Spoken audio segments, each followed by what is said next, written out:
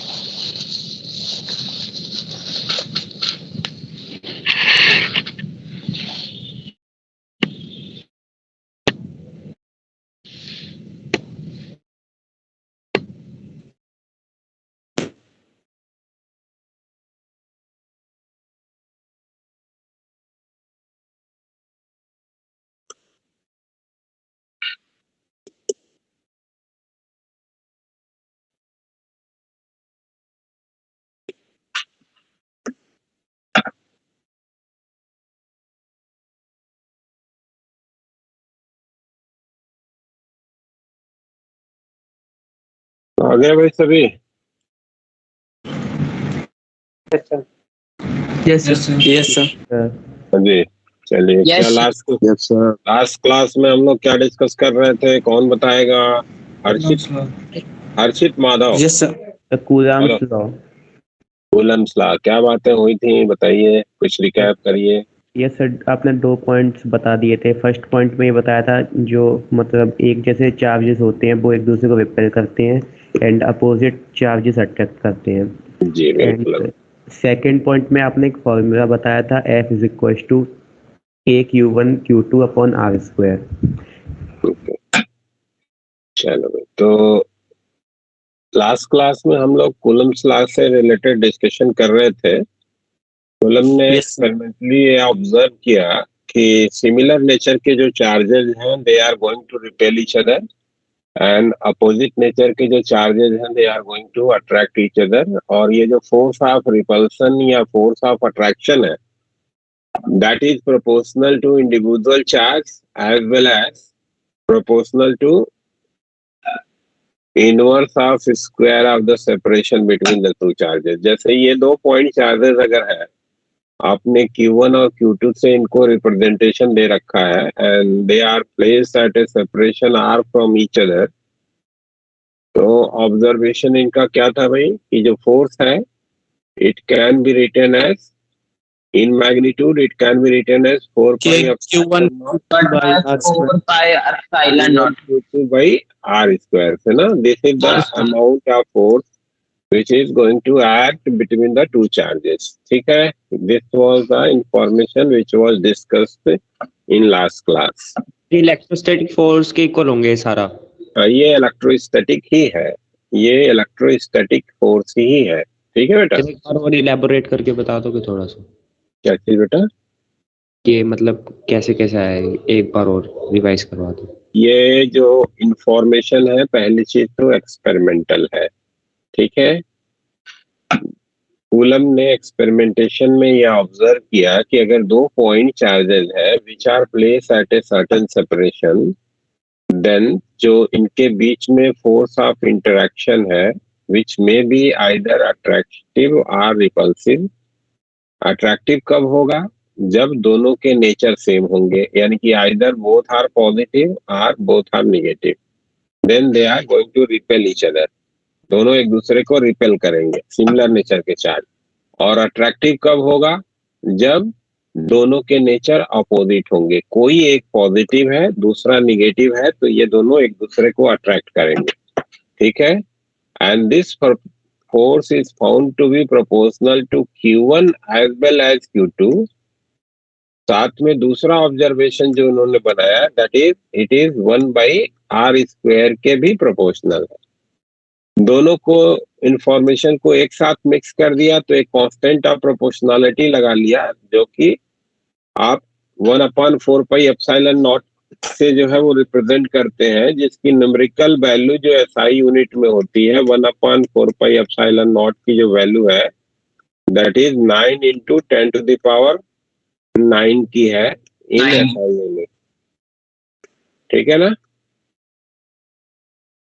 SI unit में इसकी value 9 into 10 to the power 9 है approximately, and Yes, sir. Epsilon naught here is known as 8.85 permittivity ऑफ Permittivity free space permittivity of of free free space. space.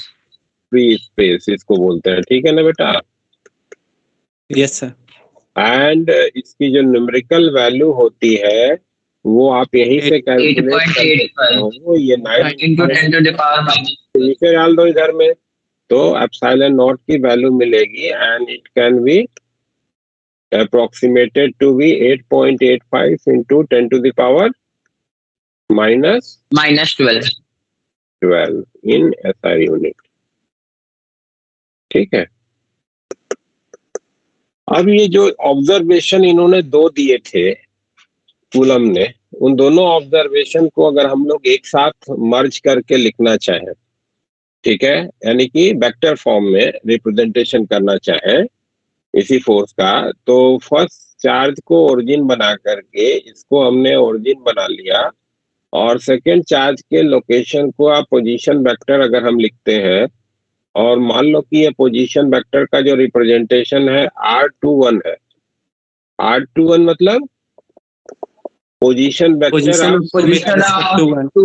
To first one. With respect to With one. respect to one. हाँ, तो जो force between the to होएगा, जो कि F21 से अगर मान लो कि दिखाते हो, that is the force on the second charge due to the first one. Force on second charge due to first one, है ना? पहले वाले के कारण दूसरे वाले पे लगने वाला फोर्स को क्या नाम दिया? F21। तो ये आप लिख सकोगे बेटा 1/4 epsilon not Q1 Q2 divided by, या वेक्टर पहले R21 लिख देता हूं, डिवाइडेड बाई R21 का क्यूब। ठीक है? It can be written like this one. इधर में नीचे में क्यूब इसलिए लिखा है क्योंकि जब हम R21 लिख रहे हैं तो here the magnitude of the vector R21 is multiplied, तो न्यूमरेटर में एक बार मल्टीप्लिकेशन हो गया, तो इसी इंफॉर्मेशन को मेंटेन रखने के लिए नीचे में क्यूब लिख दिया है। या Yes, यू sir. मे, हाँ, you may write it like 1/4 epsilon not Q1 Q2 R21 के डायरेक्शन को रिप्रेजेंट करने वाला यूनिट वेक्टर है ना, R21 के R डायरेक्शन minus का R1. Unit vector divided by R21 का स्क्वायर। जब यूनिट वेक्टर लिखते हैं तो वहां पे मैग्नीट्यूड तो होता नहीं, ठीक है? जब यूनिट वेक्टर को दिखाने का ये तरीका भी है, maybe you are all are aware of it, है ना? यूनिट वेक्टर दिखाने के लिए क्या करते हैं, तो टोपी पहना देते हैं वेक्टर रिप्रेजेंटेशन में ना। Yes, Yes, sir. sir. Yes, बना देते हैं। हाँ, टोपी पहना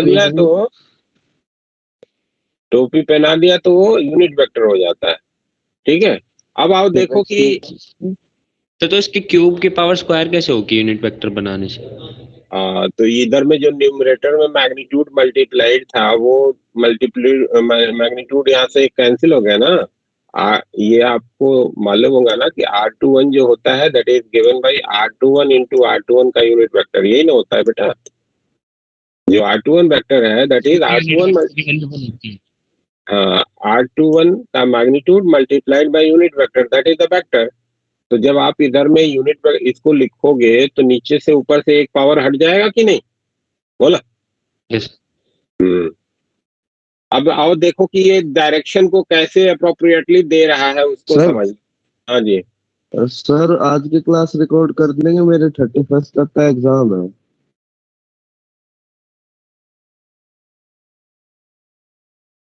प्लीज आपको जब भी ऐसा क्वेरी रहा करे ना, तो एक बार ऑफिस में आप बात करके जो है उसको वहां से कर लिया करिए तो ज्यादा अच्छा रहेगा। ठीक है? अभी मैं फिलहाल तो रिकॉर्ड कर दे रहा हूँ, बट अदरवाइज क्या करते हैं वो लोग वो क्वेरी करते हैं कि भाई बच्चे रिकॉर्डिंग कर देने पे बच्चे जो है वो लेजी हो जाते हैं, क्लास अटेंड नहीं करते, सीधे सीधे रिकॉर्डिंग चाहते हैं कि रिकॉर्डिंग मिल जाए, हो गया काम मेरा, है ना। ये प्रॉब्लम होती है। तो आज की कर दे रहा हूँ बस केवल इसलिए कि पहली बार किसी का कोई रिक्वेस्ट आया है। Okay sir. ठीक है, आगे से जब भी रिकॉर्डिंग की आपको रिक्वायरमेंट हो ऑफिस में बात करिए, वहां से ओके सर। आप उसको डिस्कस करिए। ठीक है, क्योंकि ये प्रॉब्लम यस। होती है कि बच्चे जो है वो क्लास में फिर एक्टिव नहीं रहते हैं। हाँ, वो रिकॉर्डिंग तो मिल ही जाएगी, रात में सोते सोते देख लेंगे। हाँ? ऐसा कुछ बनने लगता है विचार। ओके सर, आगे से क्लियर करूंगा। हम्म, हम्म। चलो, रिकॉर्डिंग ऑन कर दिया है हमने।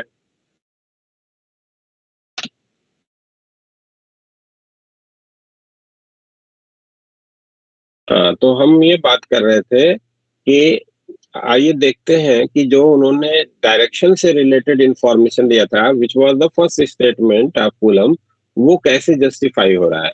आओ, तो मान लो कि आपने कहा कि दोनों चार्जेस सेम नेचर के हैं, आइदर पॉजिटिव और निगेटिव, तो Q1 और Q2 का मल्टीप्लिकेशन क्या मिलेगा? पॉजिटिव मिलेगा। दोनों पॉजिटिव है ना? पॉजिटिव मिलेगा। दोनों अगर का मल्टीप्लिकेशन पॉजिटिव मिल गया तो F21 का डायरेक्शन वही होगा जो R21 का है ना। R21 का yes. डायरेक्शन मतलब दिस पर्टिकुलर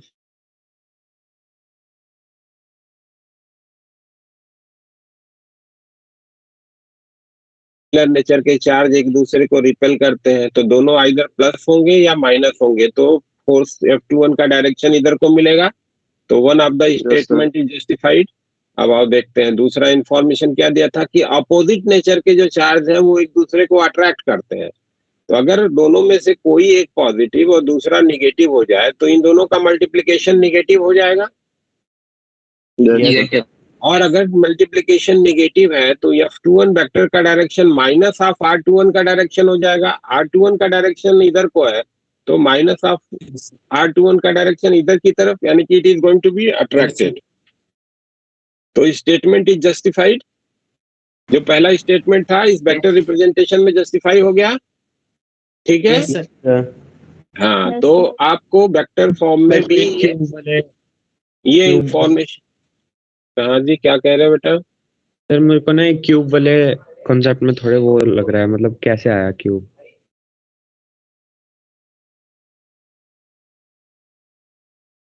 कोई भी वेक्टर को जो लिखा जाता है, एक वेक्टर ए है तो वेक्टर ए क्या होता है? वेक्टर ए का मैग्नीट्यूड और ए के डायरेक्शन का यूनिट वेक्टर, इन दोनों का मल्टीप्लिकेशन होता है, मालूम है।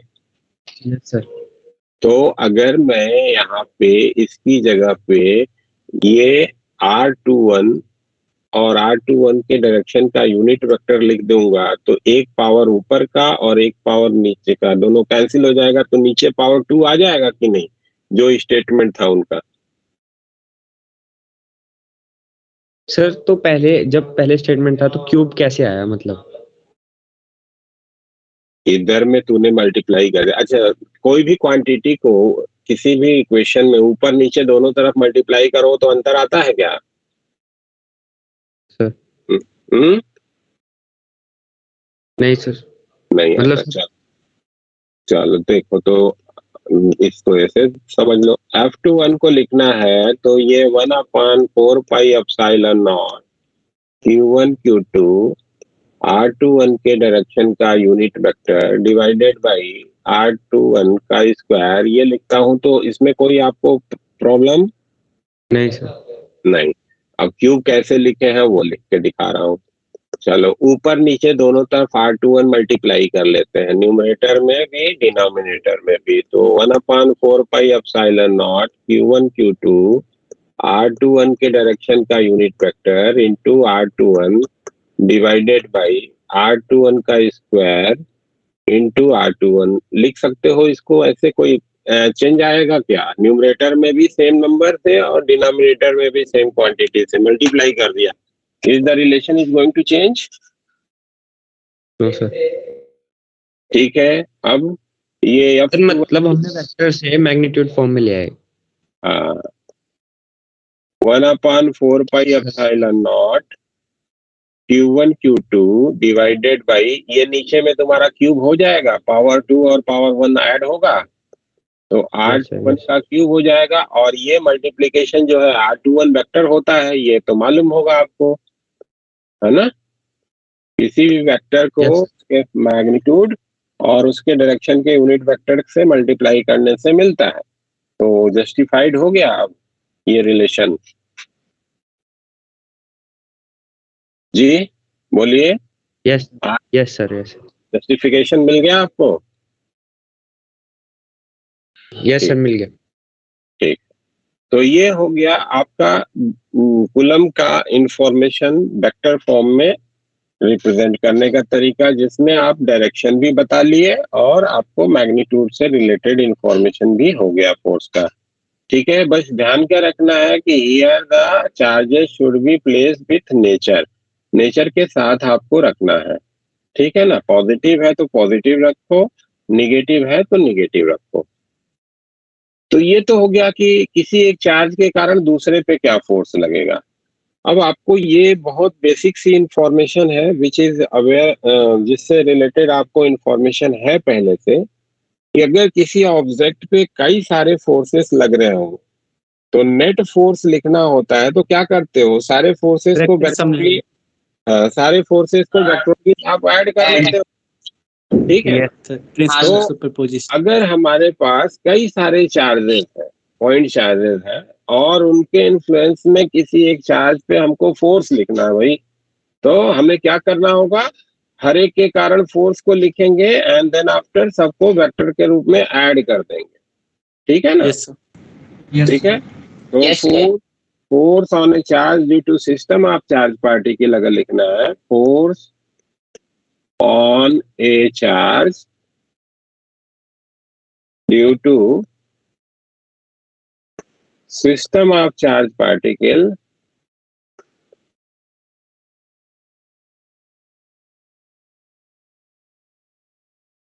अगर लिखना है, तो उसके लिए क्या हो गया, किसी सिस्टम के कारण अगर हमको लिखना है तो तरीका हो गया, हर एक इंडिविजुअल के कारण फोर्स लिखो भाई, एंड देन आफ्टर सबको वेक्टर के रूप में ऐड कर दो। ये समेशन का सिंबल है, मालूम ही होगा सबको। हाँ, वेक्टर सिंबल लगा हुआ, इट मींस कि this addition should be like a vector quantity. ठीक है, इसको हमको वेक्टर के रूप में ऐड करना होगा। क्लियर? Yes sir. चलिए, अब आइए देखते हैं कि इसको हम लोग कैसे अप्लाई करेंगे अपने सिचुएशन में, अपने प्रॉब्लम में। मान लो क्वेश्चन एक दिया गया तुमको कि एक इक्विलैटरल ट्रायंगल है ना, एक इक्विलैटरल ट्रायंगल है। इक्विलैटरल ट्रायंगल का मतलब तो तीनों साइड बराबर। Angle 60 degree. एक इक्विलैटरल ट्रायंगल है जिसकी साइड लेंथ आपको बोल दी गई कि एल की है। ठीक है, और इसके बटेक्स पे point charge Q Q Q के प्लेस्ड है, ए बी सी, ये 3 बटेक्स हो गए इसके। और इस आर्म के मिड पॉइंट पे, मान लो कि ये डी पॉइंट हो गया, इस पॉइंट पे एक चार्ज कैपिटल क्यू प्लेस किया गया है। 3 charges of equal amount Q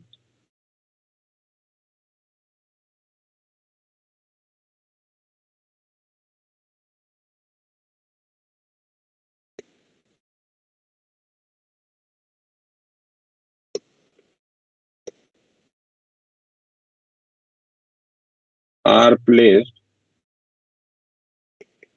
at the vertex of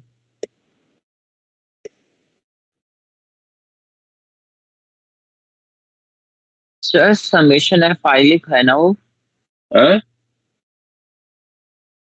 sir F vector system equals to summation F I. हाँ, यह फाइल लिखा है।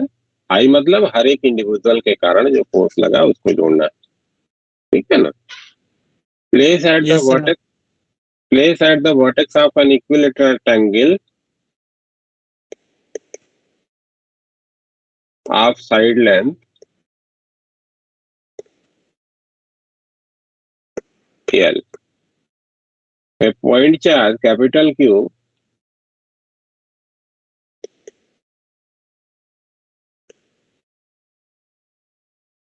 capital Q is placed at the mid point of side AB.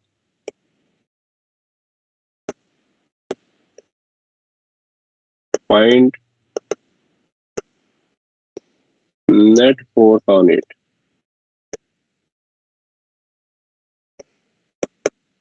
Due to all charges.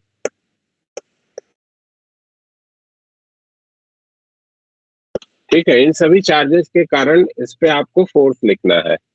ठीक, ये आपका problem हो गया। तो आपके पास इंफॉर्मेशन जो है वो आप यूज करो। ये चार्ज जो है वो पॉजिटिव है, ये चार्ज भी पॉजिटिव है, तो इस ए पॉइंट पे जो रखा गया चार्ज है, इसके कारण इस सेंटर पे प्लेस जो चार्ज है उस पे फोर्स लगेगा इधर की तरफ, है ना। F1 मान लो कि इसको नाम दे दिया। सिमिलर नेचर के चार्ज हैं, they are going to repel. ये वाला जो पॉइंट चार्ज है जो कि बी पॉइंट पे प्लेस्ड है, उसके कारण इधर की तरफ फोर्स लगेगा। ठीक है, F2। वो दोनों न्यूट्रलाइज हो जाएंगे।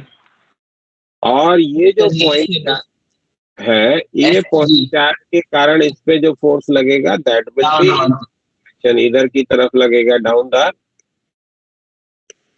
डायरेक्शन में F3। अब ये तीनों फोर्सेस के मैग्नीट्यूड के लिए भी अगर हमें इंफॉर्मेशन मिल जाए then we can add them vectorially, है ना। तो F1 का मैग्नीट्यूड कितना होगा भाई, तो ये लिखोगे आप 1/4 pi epsilon naught Q divided by इन दोनों के बीच का सेपरेशन। तो सेपरेशन कितना है एडी का, L/2 है। यस सर, L/2 का स्क्वायर। तो F1 की वैल्यू आपको मिल गई कि ये 4QQ divided by 4 pi epsilon not L square हो गई। और F2 की वैल्यू भी आप लिख लोगे 1/4। हाँ जी बिल्कुल, 4 pi epsilon naught QQ divided by L/2 का होल स्क्वायर हो जाएगा। This again equals to 4QQ divided by 4 pi epsilon naught into L square. ठीक है ना। अब now we have to calculate the force F3। तो F3 के लिए आपको क्या चाहिए भाई, ये पर्टिकुलर जो CD आर्म है इसकी लेंथ चाहिए। तो ACD ट्रायंगल को देखो बेटा, तो ये वाला एंगल आपका जो है वो 60 डिग्री का है। तो इसको लिखना होगा, तो इसको L sin 60 लिख सकते हैं क्या, बोलिए। Yes sir. हाँ, तो ये L sin 60 की वैल्यू हो जाएगी L√3/2 ना, √3/2। तो अब हमें ये सेपरेशन भी पता हो गया। तो now we can calculate the force F3 also. F3 भी हम लिख सकते हैं भाई। तो F3 क्या हो जाएगा, 1/4 pi epsilon naught QQ divided by L√3 divided by 2 का होल स्क्वायर। तो दिस विल बिकम, ऊपर चला जाएगा 4QQ divided by 4 pi epsilon naught into 3L square. तो अब आपको क्या करना था, नेट फोर्स लिखना था ना। तो नेट फोर्स क्या होगा, F1 plus F2 plus F3, यही तो करना है। अब हमको क्या दिखा कि F1 and F2 these two vectors are of same magnitude, इधर में निकाल के रखा आपने, and they are oppositely directed. तो इनका सम क्या होगा, 0 होगा। 0 होगा। F1 प्लस F2 0 हो जाएगा, तो ये इक्वल हो जाएगा F3 के। लिख दूं क्या direct, is it any problem to any one of you, किसी को कोई दिक्कत तो नहीं है।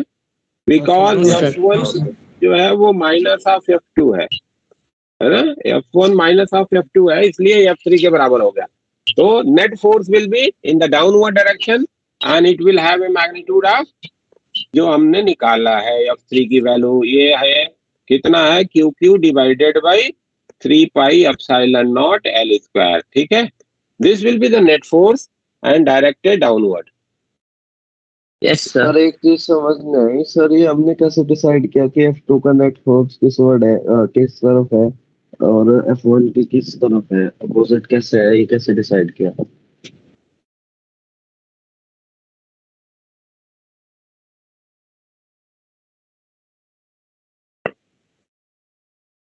ये चार्ज और ये चार्ज दोनों सेम नेचर के हैं, तो ये दोनों एक दूसरे को रिपेल करेंगे, तो ये रिपल्सन का फोर्स इधर लगेगा, ढकेलने वाला बल,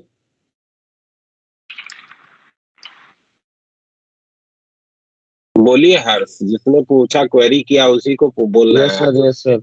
हाँ पर ये हमें गिवन है कि ये दोनों सेम नेचर के हैं। हाँ हाँ, दिया ही है तभी तो, क्या लिखा है ना पहले ही तो अच्छा। पूछा। ये अच्छा, चार्ज ठीक है। जब भी चार्ज को मेंशन किया जाएगा आपको प्रॉब्लम में, तो आपको बताया जाएगा कि वो चार्ज पॉजिटिव है कि निगेटिव है। अगर निगेटिव नहीं लिखा है तो वो पॉजिटिव है, ठीक है। अच्छा सर, ठीक है। हाँ ओके। समझ गया। यस अब सर। आओ देखो, ये चार्ज और ये चार्ज दोनों सेम नेचर के हैं, तो ये भी रिपेल ये होगा। इसको इधर रिपेल करेगा तो इधर फोर्स लगेगा ना, तो डायरेक्शन यस सर, अपोजिट पर मिल गया। आ गया सर, समझ हो गया। चलो ठीक है।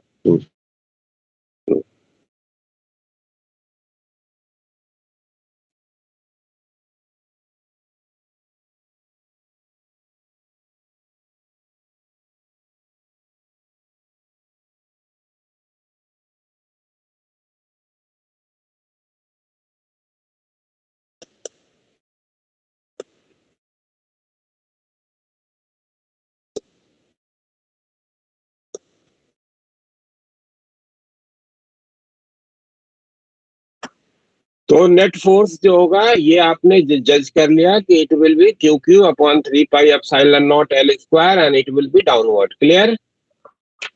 हम्म। Yes sir.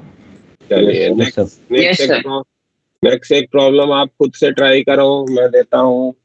हाँ, फिर थोड़ा 2 मिनट का टाइम आपको देता हूँ, पहले Yes. आप उसको सोचोगे, ठीक है। सोचने के बाद अगर आपको प्रॉपर वे ऑफ इंटरप्रिटेशन मिलेगा then only you will try, otherwise आप बोलना, मैं समझाऊंगा फिर से, फिर थर्ड प्रॉब्लम आप फिर से अपने से करना, ठीक है ना। ये मान लो कि बोला तुमको कि एक स्क्वायर है, ठीक है,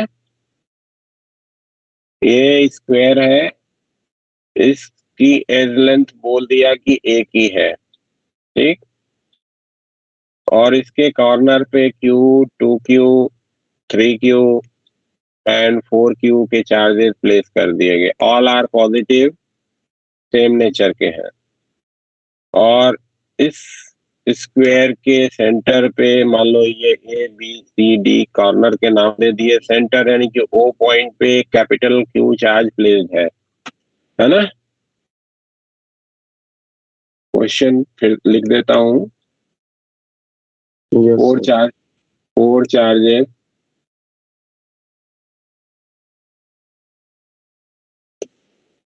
Q, 2Q, 3Q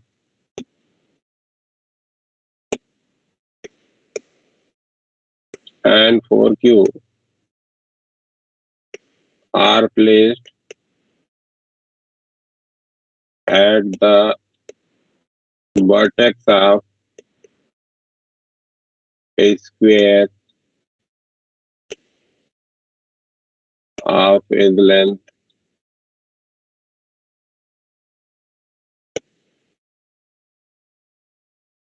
A. Another point charge capital Q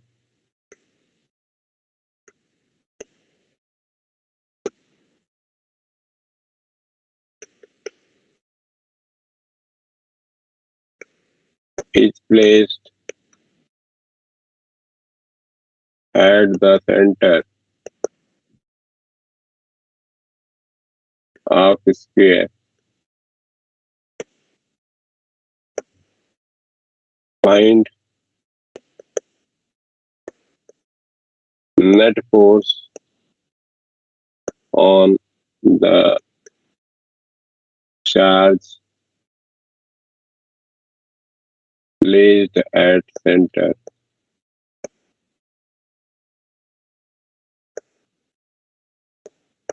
ठीक है, ये आपको प्रॉब्लम दिया गया है कि ये 4 पॉइंट चार्जेस है, ये vertex A B C D पे रखे गए, यहाँ पे क्यू है, यहाँ 2q 3q 4q, और स्क्वायर का जो एज लेंथ है वो ए का है, और सेंटर पे जो चार्ज प्लेस है which is capital Q, you have to find the total force acting on the charge place at the centre. तो फर्स्ट ऑफ ऑल क्या करना है, समझ में आ रही है बातें किसी को? हाँ? Yes sir. Yes sir. आओ सर सर सबसे पहले पॉइंट को कनेक्ट करना है सर, उसके बाद जो स्क्वायर का डायगोनल जो बनाएंगे वो 90 डिग्री को 2 पार्ट में डिवाइड करेगा 45, जिससे कि वो लेंथ आ जाएगी आर की। उसके बाद उसको फॉर्मूले में पुट कर देना है, F = 1/4πε0 Q × Q upon R square में। ठीक है, तो फिर उसके बाद सर ऐसे करके चारों तरफ का कर लेना है। उसके बाद एफ नेट निकाल लेना है, जो चारों का सम होगा वेक्टरली। तो ट्राई करोगे आप लोग या मैं Yes, बताऊंगा? तो हो गया कर देंगे सर।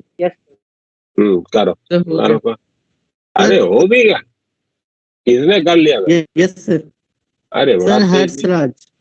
बड़ा तेज निकला तू तो। मैंने भी कर लिया फर्स्ट 2। हर्षराज आंसर बोल जा। कर लिया तो आंसर बोल।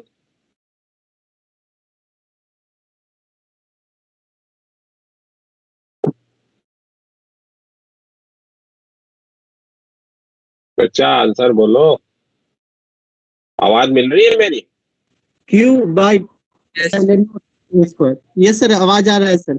सर इसका answer sir Q Q by epsilon pi epsilon A. अच्छा, और किसी को? यस सर, हो गया मेरा भी। देवेश तू ऑनलाइन में आ गया क्या? Yes sir. कब से? जब से 12 से ही हूँ। अच्छा अच्छा,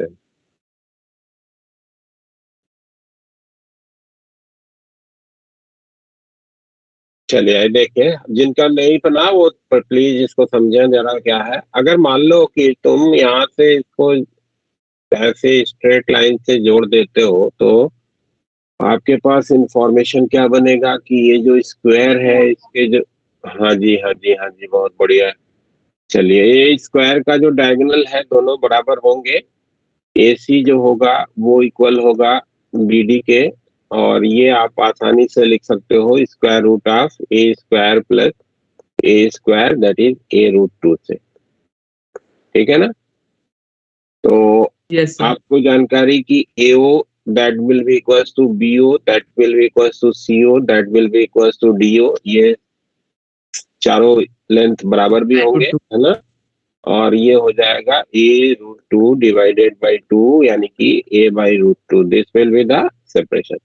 अब आपने सेपरेशन तो जज कर लिया कि हर एक चार्ज से इस पॉइंट चार्ज जो सेंटर पे प्लेस्ड है उसके सेपरेशन क्या क्या है। ठीक है, तो ये वाला जो चार्ज है वो इसको इधर की तरफ रिपेल करेगा F1। ठीक है ना? ए पॉइंट पे जो चार्ज है उसके कारण जो फोर्स लगेगा वो इधर की तरफ लगेगा। कितना होगा भाई? तो F1 that will be equals to 1/4πε0 Q into capital Q divided by A/√2 का होल स्क्वायर। क्यों? ठीक है, लिख सकोगे?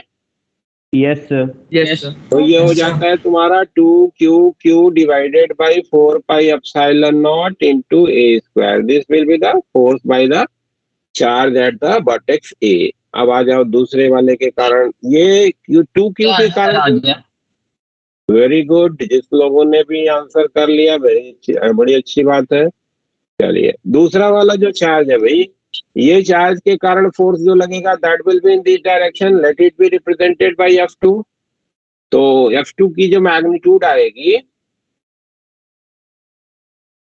ये F2 का जो मैग्नीट्यूड होगा वो आप लिख सकोगे 1/4πε0 2Q into Q divided by A/√2 का होल स्क्वायर। तो this will be equals to 4QQ divided by 4πε0 A²। ठीक है। अब देखिए इस CQ चार्ज जो कि C पॉइंट पे रखा गया है उसके कारण जो फोर्स लगेगा ये इस डायरेक्शन में आएगा। इसको F3 का नाम दे दिया मान लीजिए। तो इस F3 की जो वैल्यू होएगी वो भी आप लिख सकते हो 1/4 pi epsilon not 3Q into Q divided by A by √2 का whole square.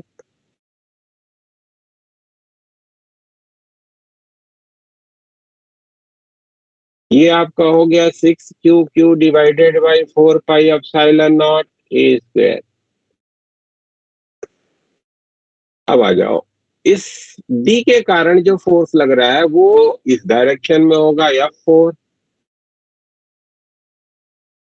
And it will have a magnitude. Directly मैं इसको लिख दे रहा हूं, 3 में आपको लिखते लिखते प्रैक्टिस हो गया होगा, आप आसानी से देख सकते हो 8QQ divided by 4 pi epsilon naught A square से लिखा जाएगा। ठीक है, क्लियर है ना। अब हर एक के कारण जो फोर्स लग रहा है उसका आपने मैग्नीट्यूड भी देख लिया और आपने उसके डायरेक्शन को भी जज कर लिया। Now you have to add them vectorly, vector के रूप में ऐड करना इन चारों को। तो हम क्या करते हैं भाई कि हमें तो दिख रहा है कि ये F1 और F3 दोनों एक दूसरे के अपोजिट डायरेक्शन में है, इनको हम एक साथ जोड़ लेते हैं, आसानी से जुड़ जाएंगे। ये इधर की तरफ मिलेगा बड़े वाले की तरफ and it will have a magnitude F3 minus F1। तो ठीक है, yes sir. F1 plus F3 जो वेक्टर है ये दोनों का जो सम आएगा वो मैग्नीट्यूड जो पोजेज करेगा वो F3 माइनस F1 का होगा और डायरेक्शन किधर की तरफ होगा, F3 की तरफ होगा। तो इसमें से इसको सब्ट्रैक्ट कर दो बेटा, तो ये हो जाएगा 4QQ divided by 4 pi epsilon naught A square. इसी तरीके से हम लोग क्या करते हैं कि इन दोनों को भी एक साथ जोड़ लेते हैं, F2 एंड F4। तो F2 और F4 दोनों अपोजिटली डायरेक्टेड हैं। अगेन इसका जो सम होगा वो बड़े वाले वेक्टर के डायरेक्शन में होगा और मैग्नीट्यूड कितना होगा, बड़े के मैग्नीट्यूड में से छोटे का मैग्नीट्यूड घटा देने से मिल जाएगा क्या।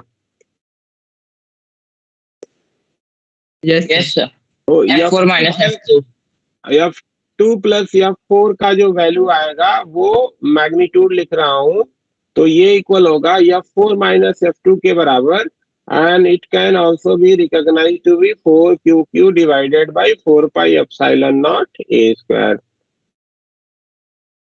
ठीक, अब हमारे पास 4 की जगह पे 2 रह गए ऐड करने को, है ना। एक वेक्टर है वो इधर की तरफ है which is directed toward the point A, O से A की तरफ डायरेक्शन है और इसका मैग्नीट्यूड हम लोगों ने पाया है 4QQ डिवीजन में 4 pi epsilon naught A square का। और दूसरा वेक्टर है which is directed toward the point B and again it has a magnitude of 4QQ divided by 4 pi epsilon naught A square।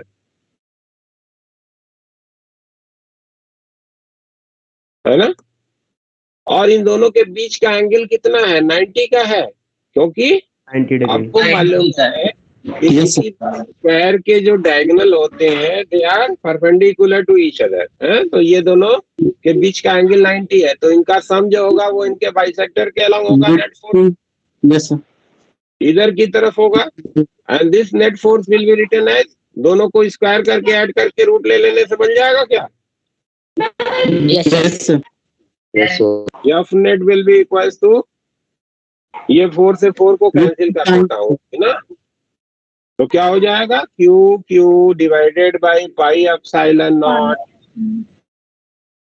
A square का whole square plus QQ divided by pi epsilon naught A square का whole square and these two in root. तो ये हो जाएगा QQ √2 divided by pi epsilon naught A square.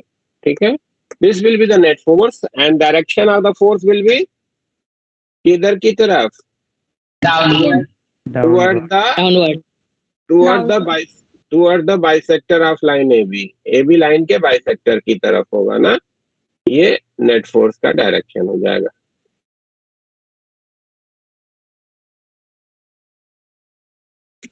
बोलना भाई, किसी को ऐसा तो नहीं कि समझ में ना आया हो? आ गया सर। नो सर आ गया। तो अपना आ गया अपना सर।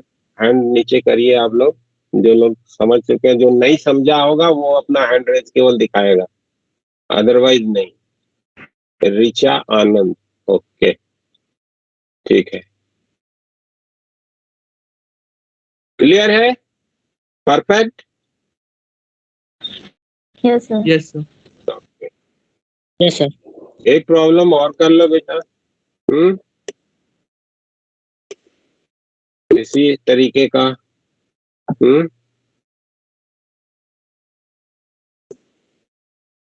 ये मान लो कि आपको मैंने बोला कि ये रेगुलर हेक्सागन है, ठीक।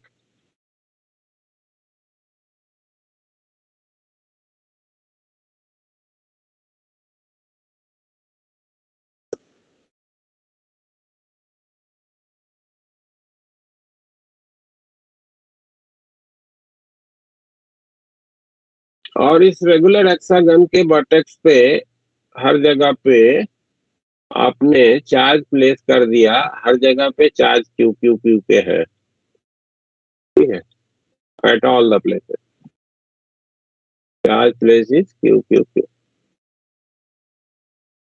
और हेक्सागन की साइड लेंथ जो है वो एक ही है।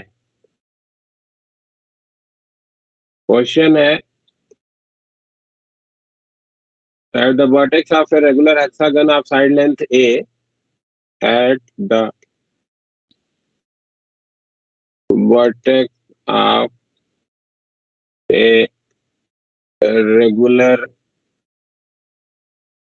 hexagon of side length a, identical charge each of q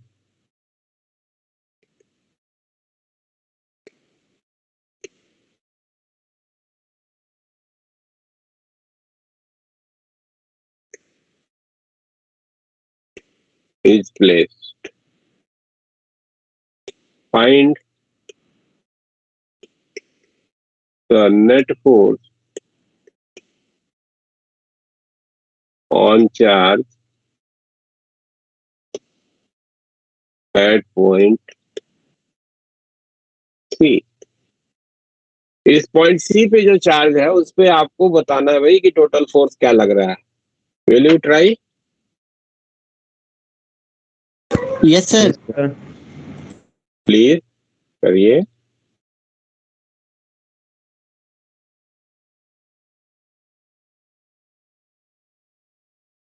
sir हाँ जी, पॉइंट सी पे भी सर क्यू चार्ज रखा हुआ है सर। हाँ, each and every place Q charge is placed, each and every place. Yes sir, तब तो इन्फिनिटी होगा सर। अरे ऐसा कैसे बच्चा? सर क्योंकि सर अगर एक पल के लिए वहां वो नहीं सर, नहीं सर, नहीं होगा सर। हम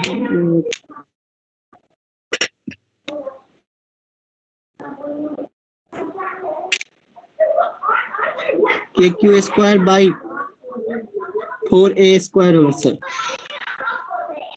ध्यान से करो, ध्यान से करो।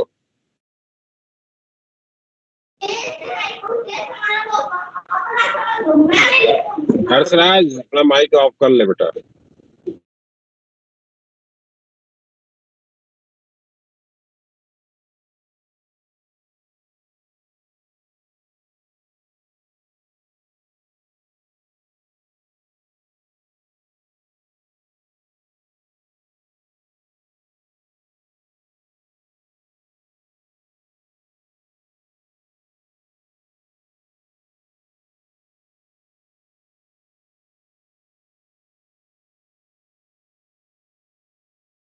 बनता हुआ दिख रहा है?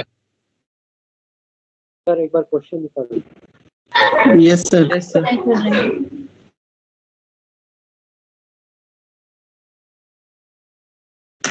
अब इस प्रॉब्लम में आपके दो समस्याएं मेनली, बहुत बड़ी तो नहीं है, सिंपल ही है, कोई ज्यादा नहीं है, बट दो चीजें आपको जो है वो ध्यान से देख कैलकुलेट करना होगा।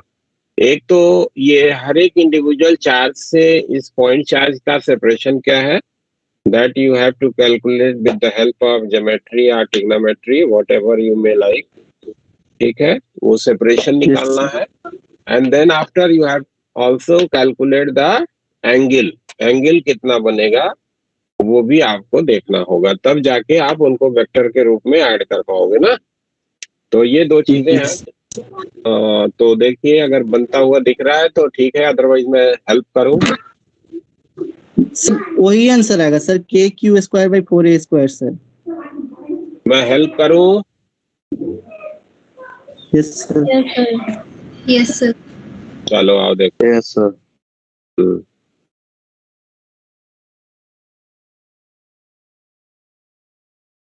ये जो पॉइंट चार्ज है इसके कारण इस पे जो फोर्स लगेगा वो इधर की तरफ लगेगा बेटा, F1 कितना लगेगा? तो ये तुम्हें सेपरेशन मालूम है कि ये सेपरेशन जो है वो A का है,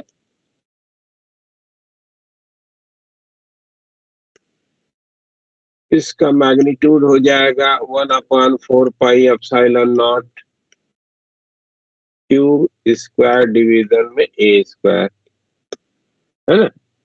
ये वाला पॉइंट चार्ज के कारण जो फोर्स लगेगा वो इस डायरेक्शन में लगेगा, और अगेन वहां से भी सेपरेशन इसका सेम ही है ना, A का ही है, तो F2 भी इन मैग्नीट्यूड इतना ही होगा। तो F1 और F2 जो दो फोर्सेस लग रहे थे उनके मैग्नीट्यूड सेम होंगे, लेकिन डायरेक्शन अलग अलग है, which I have shown in this figure, ठीक है ना। अब आओ जरा देखते हैं तीसरे वाले के कारण। ये वाला जो पॉइंट चार्ज है उसके कारण फोर्स को हमको देखना है भाई, तो यहाँ से हमको ये सेपरेशन चाहिए, है ना, AC, ठीक है। तो उसके लिए क्या करो कि आप इधर से एक परपेंडिकुलर इस पे डाल दो भाई। आपको मालूम है कि किसी भी रेगुलर ज्योमेट्री के जो एक्सटीरियर एंगल होता है दैट इज गिवन बाय 2 पाई बाई n से, है ना। एक्सटीरियर एंगल कैसे लिखते हो? 2 पाई बाई n से, 2 पाई by n, where n is the number of sides, ठीक है। तो यहाँ पे नंबर ऑफ साइड्स कितना हो गया? 6 हो गया। तो 2 पाई बाई n किया आपने तो 2 पाई बाई 6 कर दिया आपने, 60 डिग्री मिल गया, ठीक है। आपको याद भी होगा शायद हेक्सागन के लिए जो बाहर वाला एंगल होता है, एक्सटीरियर एंगल होता है, वो 60 डिग्री का होता है, ठीक है। बट ये यूनिवर्सल इंफॉर्मेशन है कि किसी भी रेगुलर ज्योमेट्री की बात कर रहे हैं, n साइड लेंथ है उसकी, तो जो एक्सटीरियर एंगल होता है वो 2 पाई बाई n से लिखा जाता है। एज वेल है, ये भी ध्यान में रखना कि किसी भी आर्म के द्वारा जो सेंटर पे एंगल सब्सटेंड होता है वो भी 2 पाई बाई n से लिखा जाता है ना। तो ये तुमको एंगल मालूम है कि ये एंगल तुम्हारा 60 डिग्री का है, ठीक। तो ये लेंथ क्या हो जाएगी? A sin 60, A sin 60, और ये लेंथ कितनी हो जाएगी? A cos 60। तो अगर हमको AC की लंबाई लिखनी है जो कि EC के बराबर भी होगा, AC बराबर EC भी होगा, ये क्या लिखी जाएगी? स्क्वायर रूट ऑफ A, और इसको n पॉइंट नाम दे दो, तो an का स्क्वायर प्लस cn का स्क्वायर। an कितना है भाई? a प्लस a cos 60 का वैल्यू होता है, cos 60 की वैल्यू 1/2, तो a प्लस a/2 यानी कि 3a/2 an की वैल्यू हो जाएगी। और cn कितना है? a sin 60 यानी कि a रूट 3/2 है। तो 9 4 12, 12 का 4 से डिवीजन 3, a रूट 3 आ गया तुम्हारा, ये ठीक है। तो जो इस पर्टिकुलर पॉइंट चार्ज के कारण फोर्स होगा that will be in this direction, let it be represented by F3, और इस वाले पॉइंट चार्ज के कारण जो फोर्स होगा that will be in this direction, let it be represented by F4। तो F3 और F4 ये दोनों भी इक्वल होंगे, F3 that is equals to F4 in magnitude, vector हटा देते हैं ऊपर से। F3 और F4 के मैग्नीट्यूड इक्वल होंगे भाई, और कितना होगा 1/4 pi epsilon naught Q square divided by A√3 का square, that is Q square division में 4 pi epsilon naught into 3A square. Okay, यहाँ तक कोई दिक्कत किसी को? No sir. नहीं। अब ये जो डिस्टेंस है यहाँ से यहाँ तक, ये A/2 था ये, तो यहाँ से यहाँ तक भी ये A/2 होगा, तो टोटल डिस्टेंस कितना हो जाएगा 2A CF की लेंथ। Yes sir. 2A हो जाएगा। यस। CF की लेंथ हो जाएगी ट्वाइस ऑफ A, तो इसके कारण जो फोर्स होगा that will be in this direction F5। इसका मैग्नीट्यूड कितना होगा भाई, तो ये हो जाएगा तुम्हारा Q स्क्वायर डिवीजन में 4 pi epsilon naught into 2A का whole square, that is Q square divided by 4 pi epsilon naught into 4A square. अब हमने क्या किया कि हर एक फोर्स को डायरेक्शन और मैग्नीट्यूड दोनों में जज कर लिया। अब ये 5 वेक्टर हो गए हमारे पास, we have to add them, है ना, हमको सबको इसको ऐड करना है। तो कई सारे वेक्टर्स को जोड़ने के लिए क्या तरीका यूज करते हो भाई, origin of the coordinate system, इधर एक्स डायरेक्शन कह दोगे, इधर वाई डायरेक्शन कह दोगे। ये वाला एंगल तो तुमको मालूम है कि 60 का है, और ये वाला एंगल भी तुमको मालूम है कि 60 का है। ये वाला एंगल देखो कि कितना है, बड़े आसानी से देखोगे तो ये एंगल को अगर थीटा कह रहे हो तो जो tan थीटा होगा वो आप लिखोगे CN/AN। CN की लेंथ Yes, कितनी है, A√3/2 divided by 3A/2। 3A/2 2 cut गया, tan थीटा की वैल्यू कितनी होगी? 1/√3। हाँ, A से A को भी काट दो। Theta equals to 30 degree. Very good, तो थीटा तुमको मिल गया 30 डिग्री। ठीक है, तो ये एंगल तुमको पता हो गया कि इट इज 30 डिग्री, ये भी एंगल तुम्हारा 30 डिग्री। अब तो काम हो जाएगा। अब देखो जितना इसका y कंपोनेंट आएगा इतना ही उसका निगेटिव y कंपोनेंट होगा, तो y कंपोनेंट इसका 0, इसका भी और इसका भी कैंसिल, और F5 का तो 0 ही है, तो y कंपोनेंट सबका 0 हो जाएगा। केवल हमको क्या करना है, x कंपोनेंट ही जोड़ना है ना। कंपोनेंट तो F5 प्लस F1 cos 60 का 2 गुना प्लस F3 cos 30। अच्छा, कंपोनेंट लिखना तो आता है ना, बताने की जरूरत तो नहीं है वेक्टर का कंपोनेंट, अगर किसी को दिक्कत हो। अरे आता है सर, आता है। आता है सर। ऐसा आता है। सर आता है। चलो, किसी को भी अगर कोई प्रॉब्लम है कंपोनेंट लिखने में तो मैं रिपीट कर सकता हूँ, बोलो अगर है तो, सर अदरवाइज दो। अच्छा हाँ, तो बोला करना है, सरमाया नहीं कर, है ना।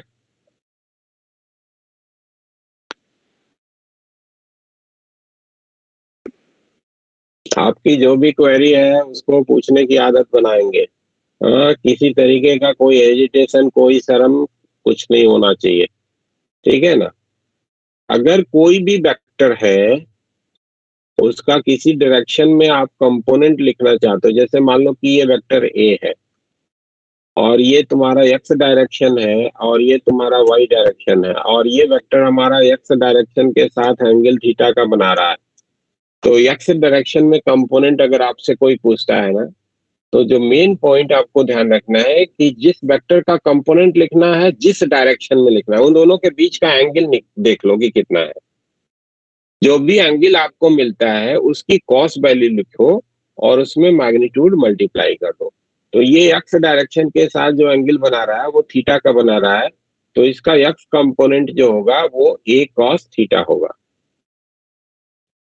ठीक है, y डायरेक्शन के साथ इसका एंगल कितना बन रहा है, 5/2 माइनस का थीटा ना। Yes sir.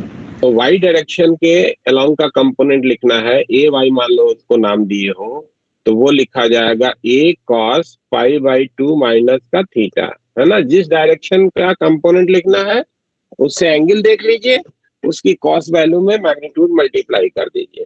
तो cos pi by 2 minus theta ये साइन थीटा होता है, तो उसका कंपोनेंट क्या हो जाएगा, ए साइन थीटा हो जाएगा उधर का। ठीक है, ओके सर। ओके। अब जैसे मान लो कि ये तुमको ये एक्स डायरेक्शन, ये वाई डायरेक्शन दिया तुमको ना, और ये तुम्हारा वेक्टर दे दिया तुमको बी, और ये कह दिया कि तुम्हारा ये वाला एंगल बेटा 45 है। अब तुमको पूछता है कि बी का एक्स डायरेक्शन में कंपोनेंट बताओ।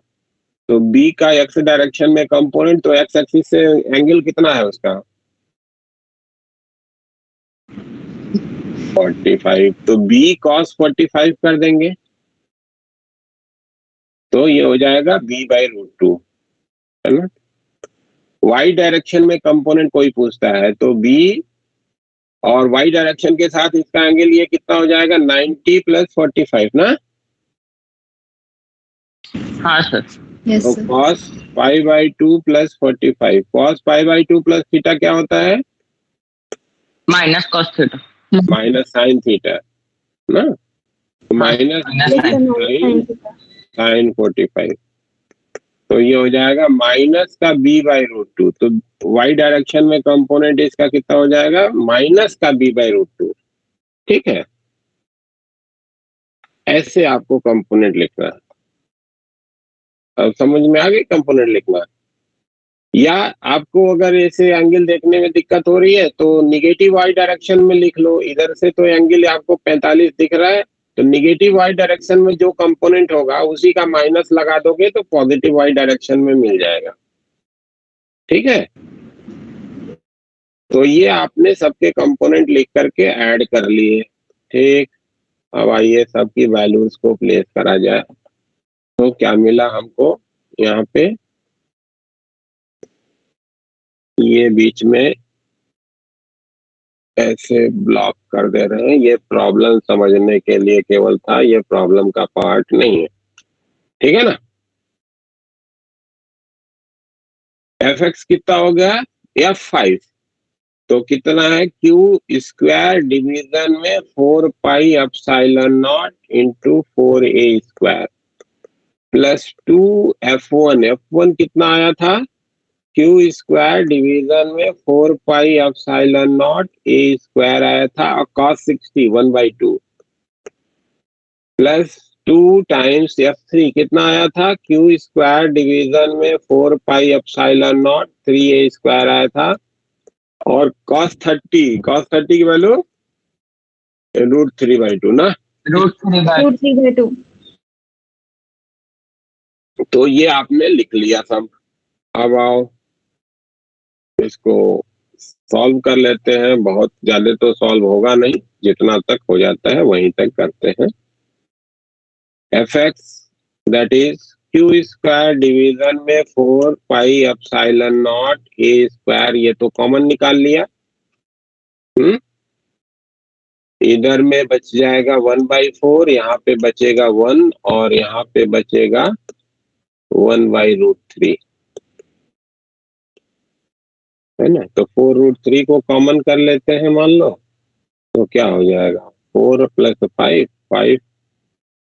5 √3 + 4, तो एफ एक्स की वैल्यू हो जाएगी क्यू स्क्वायर डिवीजन में 4 pi epsilon naught a square, ये ऊपर में आ जाएगा 5√3 + 4 divided by 4√3। This will be the force Fx and y will be 0। तो टोटल फोर्स जो होगा वो आपका क्यू स्क्वायर डिवीजन में 4 pi epsilon naught a square 5√3 d plus 4 divided by 4√3। This will be the answer।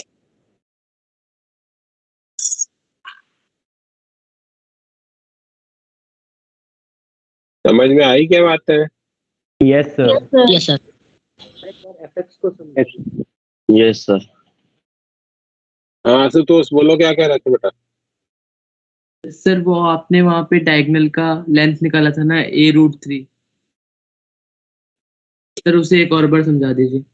चलो sir, देखो ये triangle तुम देखो ए सी एन, ये ए सी एन जो ट्रायंगल है इसको देखो, तो पाइथागोरस हम अप्लाई कर रहे हैं बेटा। तो ए सी का स्क्वायर जो होगा वो ए एन का स्क्वायर प्लस सी एन का स्क्वायर होगा। Yes sir. तो ए सी को आप A N square plus C N square के रूट से लिख सकते हो। अब ए एन लिखना है तुमको, तो यहां से यहां तक ये तो तुमको मालूम है कि यहाँ से यहाँ तक ए है, और यहाँ से यहाँ तक का ये लेंथ जो है a/2 है, क्योंकि ये कितना है a cos 60, a cos 60 की वैल्यू 1/2 होती है, तो a/2, तो a प्लस a/2 ऐड कर लिया तो an मिल गया, yes sir. That is 3a/2, ये पहला वाला टर्म। Yes sir. और cn की लंबाई कितनी है, a sin 60, sin 60 की वैल्यू होती है √3/2, तो वो a√3/2 है, इसका स्क्वायर कर लिया और फिर इसको सॉल्व कर दिया। Yes sir. ठीक है, यस सर। ओके।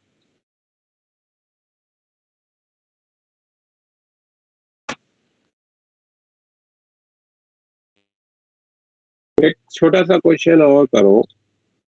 ये मान लो कि एक क्वेश्चन दिया कि 2 point positive charge, 2 point positive charge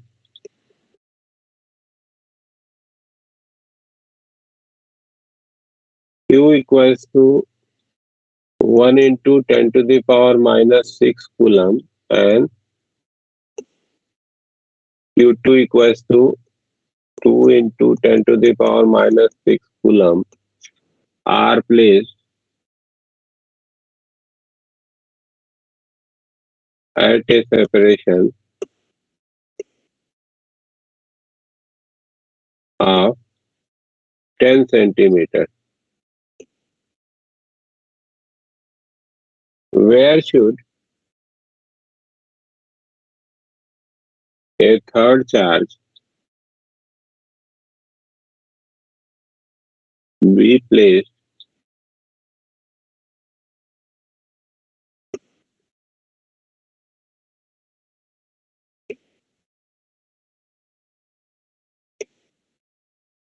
so that it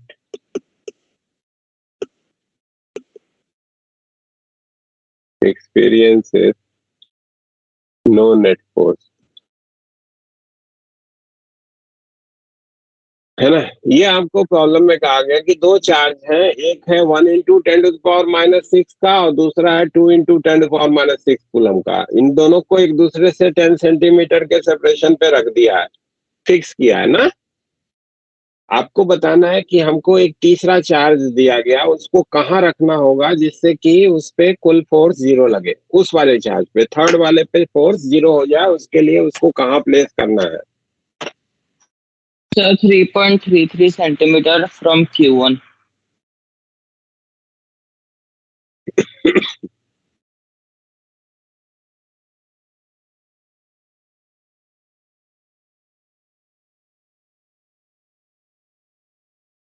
तीसरे चार्ज को कहाँ पे प्लेस किया जाए जिससे कि वो 0 फोर्स एक्सपीरियंस करे।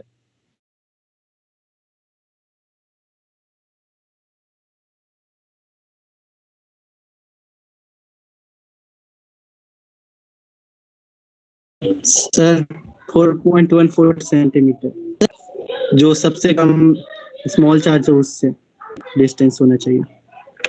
अच्छा,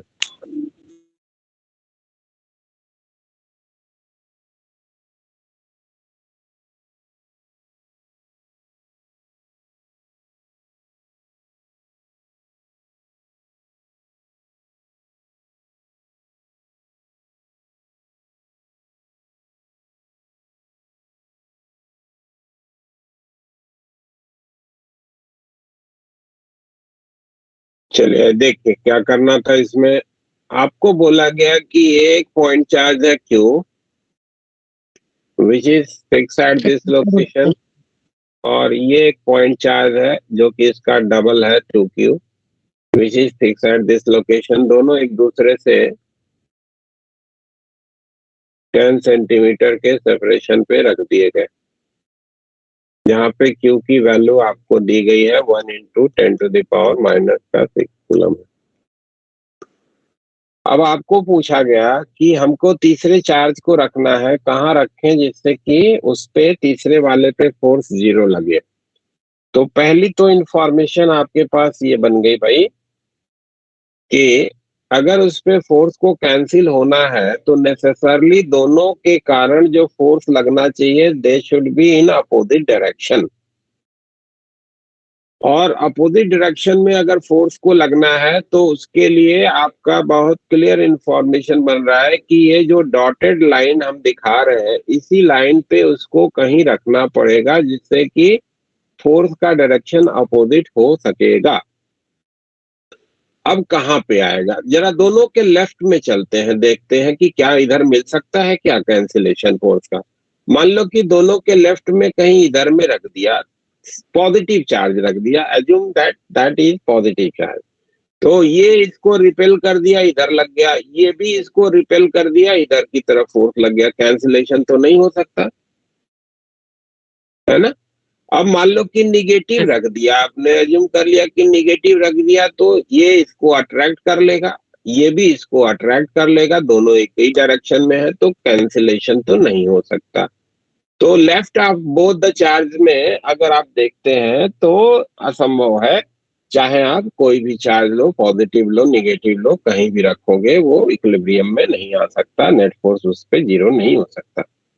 ऐसे ही सिमिलर वे में आप दोनों के राइट में भी देख सकते हैं कि दोनों ही चार्जेस के कारण उस चार्ज पे जो भी फोर्स लगेगा that will B of same direction. लेकिन अगर दोनों के बीच में आप जाते हो यहाँ पे कहीं पे, तो देखो अगर पॉजिटिव है तो ये इसको इधर रिपेल कर दिया, ये इसको इधर रिपेल कर दिया, दोनों सेम डायरेक्शन में ना होकर के अपोजिट डायरेक्शन में है।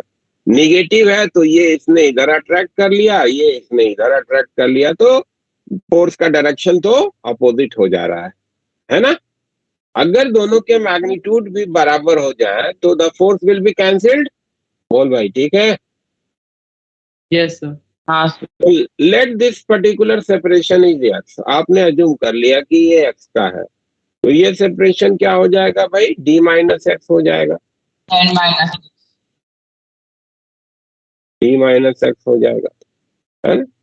अब इस चार्ज पे लगने वाले फोर्स का मैग्नीट्यूड ही तो केवल हमको बराबर करना है, कैपिटल क्यू नाम दे देते हैं इसको, मैग्नीट्यूड ऑफ द फोर्स को इक्वल कर देता हूँ, Q Q divided by 4πε0 into x², that should be equals to 2q into q divided by 4πε0 d-x का स्क्वायर।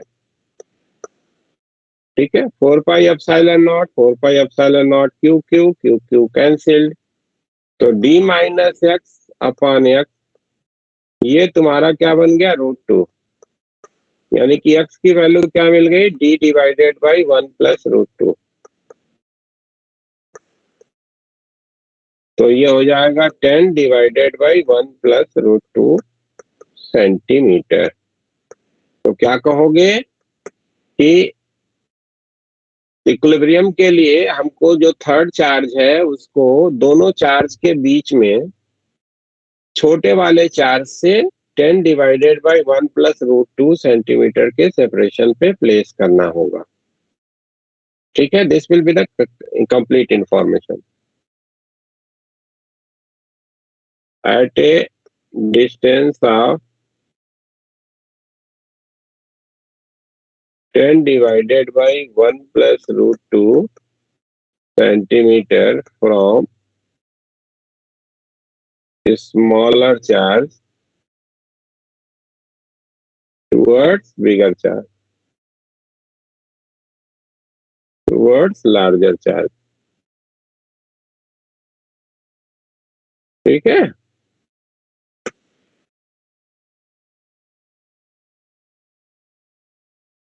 बोलो बच्चे।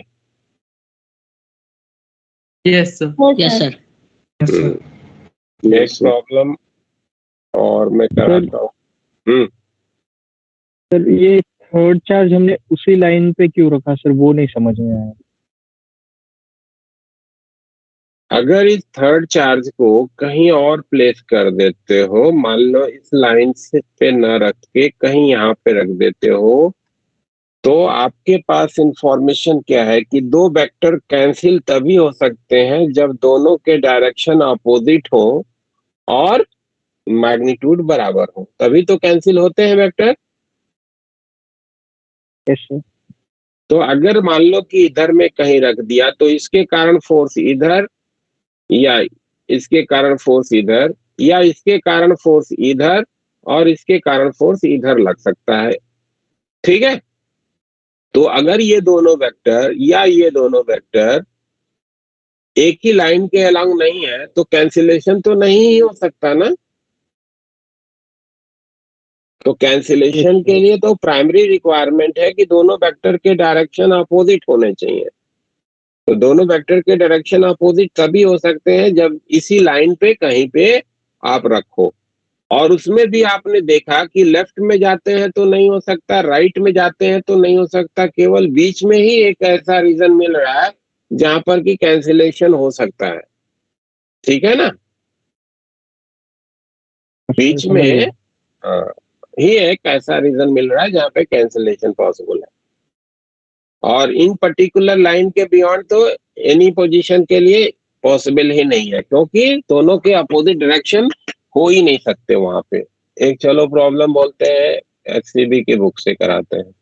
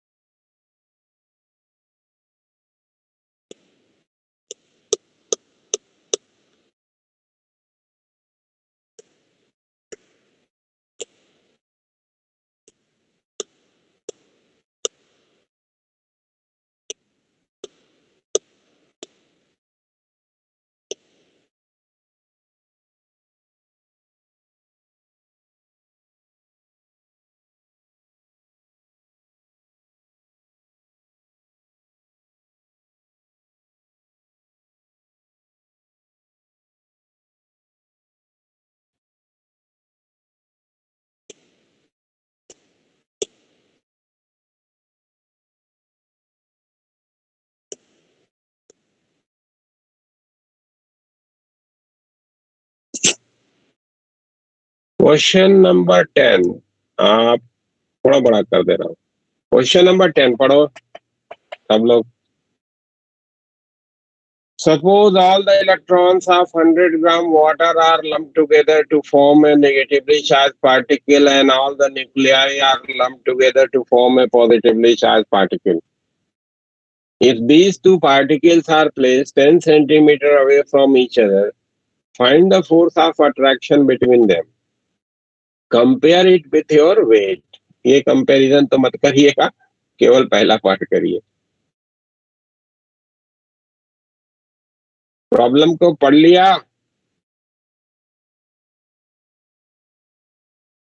Yes sir. Yes sir. आप में से कितने लोगों के पास ये बुक है?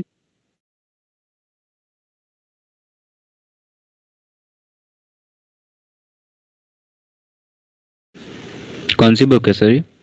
एचसीबी की है, एचसी वर्मा की, पार्ट 2। सभी लोग ले लो। अच्छी बुक है, प्रॉब्लम करने के लिए ठीक रहेगा। ठीक है, तो पहला हम लोग जो भी सेक्शन का स्टडी करेंगे इसमें पहले हम एक्सरसाइज बनाएंगे। ठीक है, ट्राई पहले एक्सरसाइज से करेंगे, देन आफ्टर एक्सरसाइज करने के बाद असाइनमेंट और ये बुक, ये दो चीजें करनी है हमको। ठीक है ना, टारगेट जो आपको मिला है उसमें एक्सरसाइज पहले बनाना, एक्सरसाइज के बाद टारगेट और इस बुक को करना है आपको, दो चीजें। ठीक है। यस चलिए प्रॉब्लम करिए या बताते चलो। Sir 1 minute sir.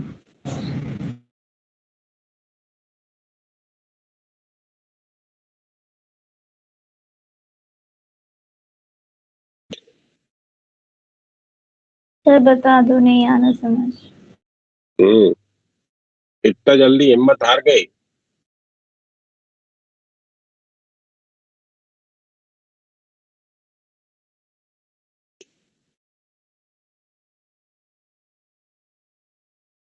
इस प्रॉब्लम में क्या कहा जा रहा है कि 100 ग्राम वाटर में जितना भी इलेक्ट्रॉन हो सकता है सबको निकाला गया, एक जगह पे एक पॉइंट चार्ज के रूप में प्लेस कर दिया गया और पूरे पूरे न्यूक्लियस ऑफ द वाटर को, यानी कि जो भी उसके एलिमेंट है उनका न्यूक्लियस, उनको एक जगह पे इकट्ठा करके पॉजिटिव चार्ज के रूप में प्लेस कर दिया। दोनों को 10 सेंटीमीटर के सेपरेशन पे रखा आपने। तो बताना है कि इनके बीच में फोर्स कितना लगेगा। तो सबसे पहली चीज जो आपके पास क्लियर इंफॉर्मेशन है भाई, कि जितने इलेक्ट्रॉन होंगे उतने ही प्रोटॉन होंगे उसके न्यूक्लियस में। Yes sir. हाँ? तो इलेक्ट्रॉन पे जितना निगेटिव चार्ज होगा उतना ही जो है वो न्यूक्लियस का पॉजिटिव चार्ज होगा। यानी कि बेसिकली आपके पास 2 पॉइंट चार्ज हो गए, एक प्लस का क्यू है और दूसरा जो है वो माइनस का क्यू है। दोनों एक दूसरे से 10 सेंटीमीटर सेपरेशन पे रख दिए गए हैं। अब इनके बीच का फोर्स लिखना है, नेचुरल है, अट्रैक्टिव होगा, एक पॉजिटिव है दूसरा निगेटिव है, इसलिए ठीक है। अब हमारा मेन मकसद क्या हो गया इस प्रॉब्लम का, कि हमको ये चार्ज कितना है ये जज करना है, ठीक है ना। चार्ज इस इलेक्ट्रॉन पे या न्यूक्लियस पे कितना है, दैट वी हैव टू जज। तो आपके पास जो इंफॉर्मेशन है वो क्या है कि किसी भी पर्टिकुलर ऑब्जेक्ट के 1 मोल में जो नंबर ऑफ मॉलिक्यूल्स या नंबर ऑफ एटम्स होते हैं दे आर फिक्स्ड। यस। और उसको आप क्या कहते हो, अवोगाद्रो नंबर।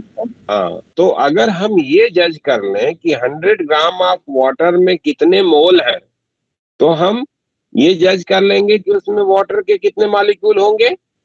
Yes sir. ठीक है ना।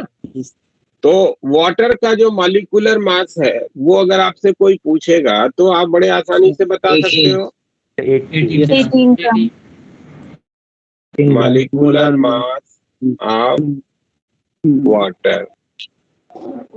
16 हो गया ऑक्सीजन का, 2 हो गया हाइड्रोजन का, तो 18 ग्राम पर मोल, है ना। Yes sir. तो number of moles water of H2O in 100 gram water, ये आपको लिखना है भाई। तो that can be written to be 100 divided by 18 लिखा जाएगा। Yes sir. और 1 मोल में अवोगाद्रो नंबर के बराबर जो है वो मॉलिक्यूल होते हैं। तो नंबर ऑफ मोल को अवोगाद्रो नंबर में मल्टीप्लाई कर दोगे तो नंबर ऑफ मॉलिक्यूल मिल जाएगा। Yes sir. Number of molecules of H2O in 100 gram water, ये तुमको लिखना है। तो ये हो गया नंबर ऑफ मोल जो कि 100/18 है, multiplied by 6.022 into 10 to the power 23 जो होता है वो 6.023 into 10 to the power 23 होता है। 23 ठीक है, ये अवोगाद्रो नंबर है जिसकी वैल्यू आपको सबको मालूम है। ठीक है ना, ये आपका इंफॉर्मेशन हो गया। अब आपको मॉलिक्यूल की संख्या पता हो गई। वाटर के एक मॉलिक्यूल में कितने इलेक्ट्रॉन होंगे भाई? 10 10 है ना? 8 ऑक्सीजन के और 2 हाइड्रोजन के। तो number of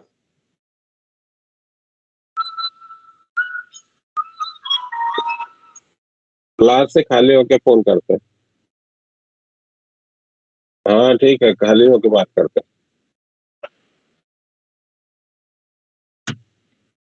number of electrons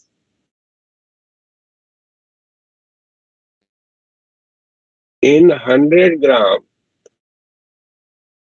of water, अगर ये लिखना है तो कितने मॉलिक्यूल है 100 ग्राम में ये, और एक मॉलिक्यूल में 10 इलेक्ट्रॉन है, तो 10 से मल्टीप्लाई कर दोगे, इसमें मिल जाएगा क्या? बोलो भाई। 100 divided by 18 into A not multiplied by 10। Yes sir, इतना इलेक्ट्रॉन इतना ही प्रोटॉन। ये इलेक्ट्रॉन की संख्या मिल गई, तो संख्या से तो काम अभी बनेगा नहीं।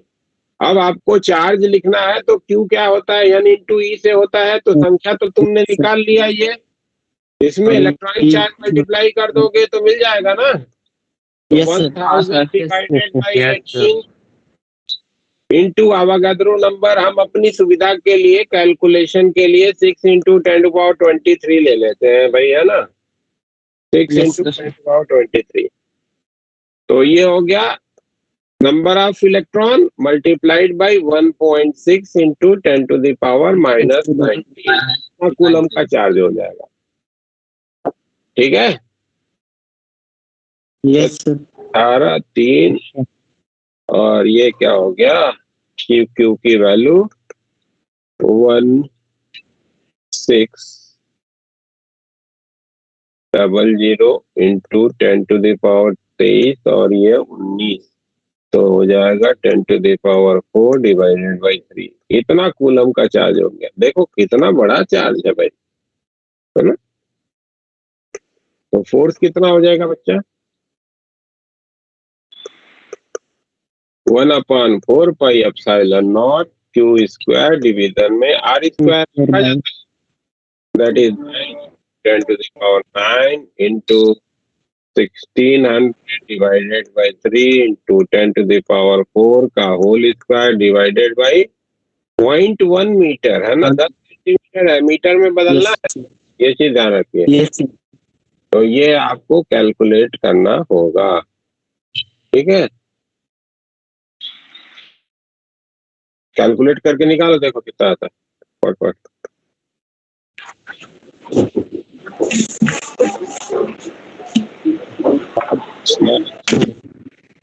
छह का हो जाएगा 12 12 और 13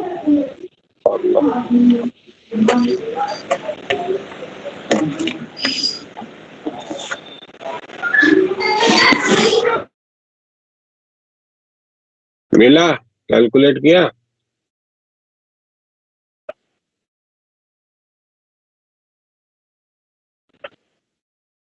दस नंबर का आंसर कितना है? 2.56 into 10 to the power 25। Sir मेरा 2.25 आ रहा है इंटू 10 टू पावर 20। 16 का स्क्वायर करो ना। हाँ,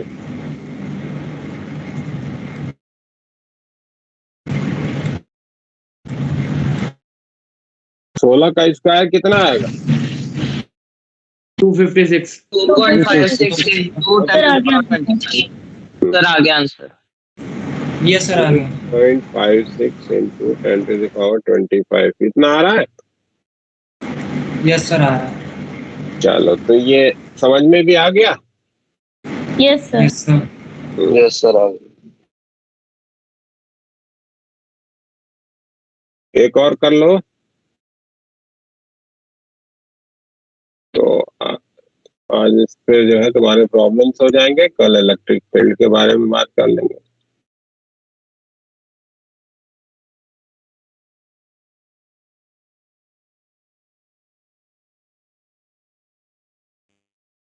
ये चलो छोटा सा ये करो, सिंपल प्रॉब्लम है, फटाफट करके निकालो। तो two insulating small spheres are rubbed against each other and placed 1 centimeter apart. If they attract each other with a force of 0.1 Newton, how many electrons were transferred from one sphere to the other during the rubbing?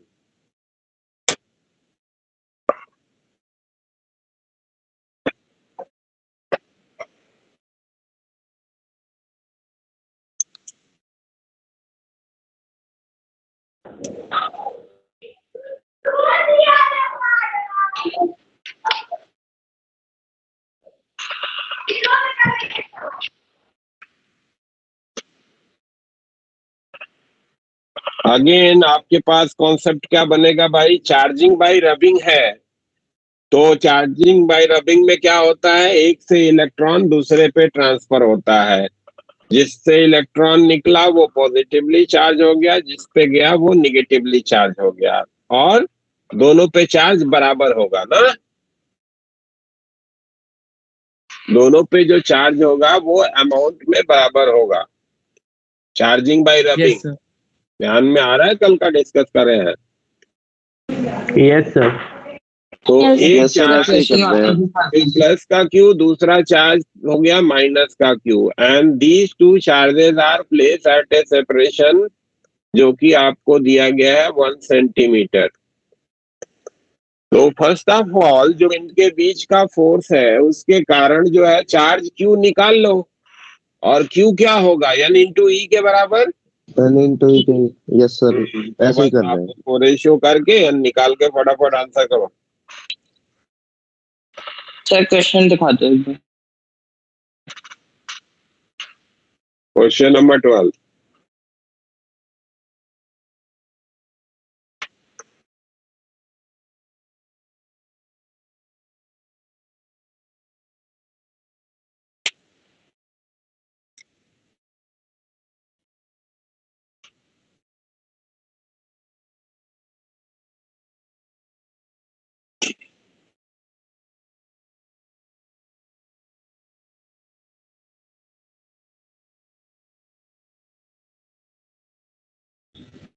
Sir आ गया। कितना आ गया? Number बोलो। Sir 2.08 into 10 raised to 11। 10 raised to 11। Yes sir. Question number 12 का answer 10 raise to कितना है? देखो भाई 12। हाँ जी बिल्कुल सही, तूने तो कैलकुलेट करा।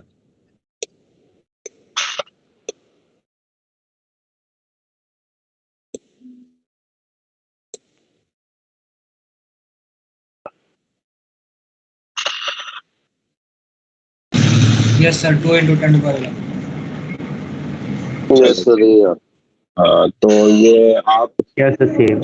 ये बन गए उनकी अच्छी बात। अब देखो ये फोर्स ऑफ अट्रैक्शन जो इस पे लग रहा है ये आपको दिया गया है कि ये 0.1 न्यूटन का है, और फोर्स ऑफ अट्रैक्शन को लिखने का आपके पास इंफॉर्मेशन क्या है कि it will be written by 1/4 pi epsilon naught Q square division में ए स्क्वायर।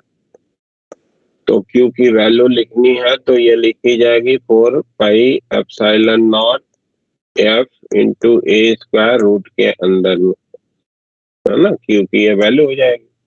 तो क्यू की वैल्यू हो जाएगी 0.1 मल्टीप्लाइड बाई ए कितना है 0.01 का square divided by 9 into 10 to the power 9। ये रूट के अंदर चला जाएगा ना। तो ये हो गया, तो -2 तो निकल ही गया, ये माइनस का 10 हो गया। तो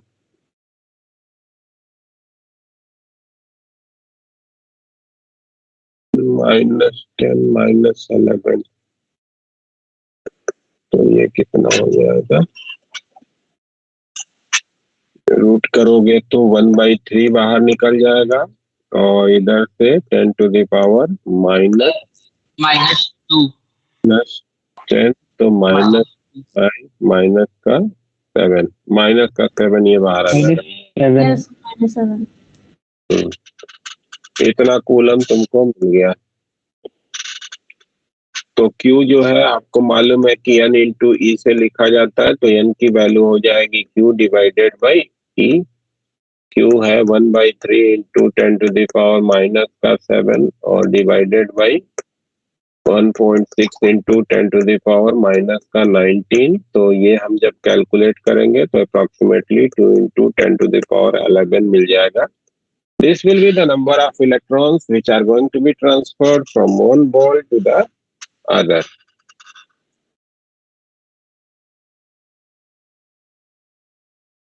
ठीक है? Yes, sir. एक यस सर। और जो आपको मैं एज एन असाइनमेंट के रूप में देना चाहता हूँ, ये है 23rd। इसको आप करेंगे। हम समझा देते हैं कि क्या करना है। You have to solve this particular problem. 23rd पढ़ लो पहले। Two identical pith balls are charged by rubbing against each other. They are suspended from a horizontal rod through two strings of length 20 centimeter each. The separation between the suspension point being 5 centimeter. In equilibrium, the separation between the balls is 3 centimeter. Find the mass of each ball and the tension in the string. Charge on each ball has a magnitude this. पढ़ लिया क्या आपने? तो समझाऊं problem को? Yes sir, पढ़ लिया। Sir एक मिनट।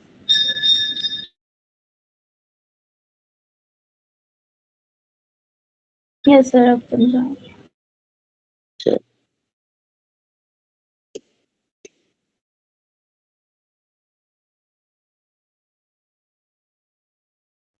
इस प्रॉब्लम में क्या कहा जा रहा है कि दो इंसुलेटिंग बॉल्स हैं, दोनों को आपस में रगड़ करके चार्ज करा जा रहा है।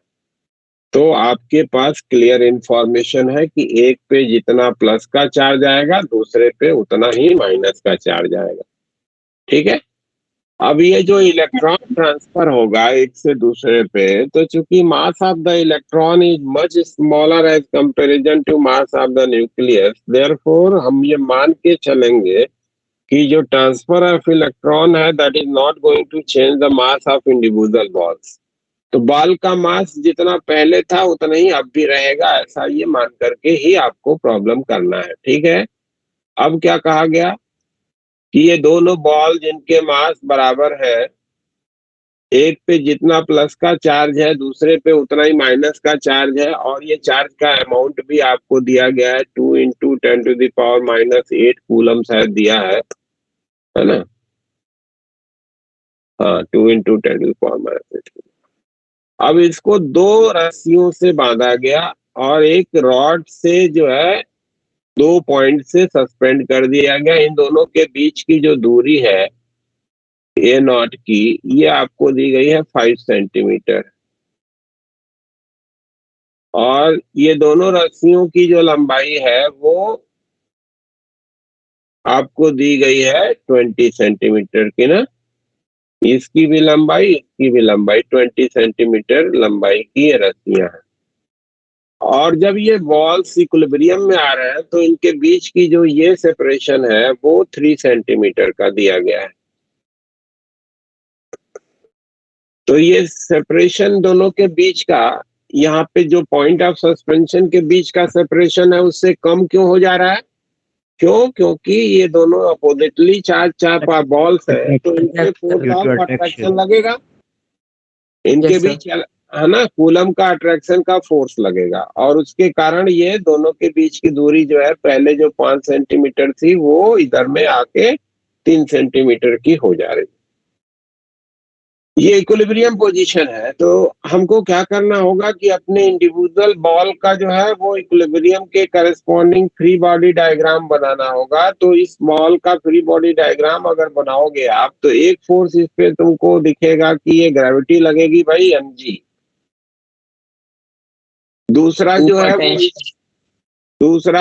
पे इधर की तरफ फोर्स लगेगा, ये इलेक्ट्रिक फील्ड के कारण coulomb force Q square division में 4 pi epsilon not a square से लिखा जाएगा। और तीसरा जो है ये रस्सी इस पे पुल लगाएगी, टेंशन लगाएगी, टी लगाएगी, ठीक है। अब ये तीन फोर्सेस के इन्फ्लुएंस में तुम्हारा बॉल क्या है, रेस्ट में है भाई। तो किसी भी डायरेक्शन में सारे फोर्सेस का कंपोनेंट करोगे तो 0 मिलेगा, यस है ना? यस सर एक आप क्या करिए कि सारे फोर्सेस का हॉरिजॉन्टल कंपोनेंट करके 0 कर दीजिएगा, एक इक्वेशन मिल जाएगा, ठीक है। वहां से तुमको टेंशन पता हो जाएगा। फिर सारे फोर्सेस का वर्टिकल कंपोनेंट करके 0 कर दीजिएगा, वहां से तुमको मास का पता हो जाएगा। तो ये दो इक्वेशन लिखेगा, सारे फोर्सेस का हॉरिजॉन्टल कंपोनेंट 0 और सारे फोर्सेस का वर्टिकल कंपोनेंट 0 करके सम करके 0 करना, ठीक है। ये दो इक्वेशन लिख करके जब सॉल्व करेंगे तो टेंशन भी पता हो जाएगा, मास भी पता हो जाएगा। समझ में आ गई बात करने की, कैसे करना है? यस सर यस सर हाँ, तो इसको कर डालिएगा तो थोड़ी देर में क्लास खत्म होगी तो कर लीजिएगा। आज को मैं यहीं पे करूंगा finish.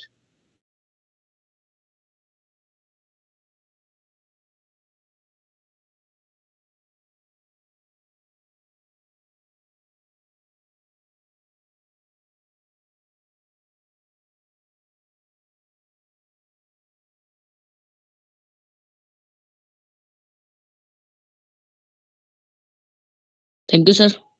Okay, thank you thank you sir thank you sir. Thank you sir. Thank you sir.